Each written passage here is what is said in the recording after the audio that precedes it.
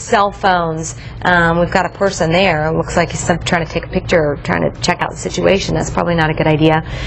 But if you are in the Carlsbad area, especially southern Carlsbad, you need to leave. There we see a chopper making a water drop right there, which is definitely a good sign. We heard some chopper noise earlier, but haven't seen the actual drops happening on our cameras here in these neighborhoods. These are live pictures coming to us right now. Black Rail Road in the Carlsbad area. This guy's taking a selfie. A selfie, for crying out loud. Now, the helicopter's back up. We'll be getting aerial photos pretty quickly. Black Rail Road.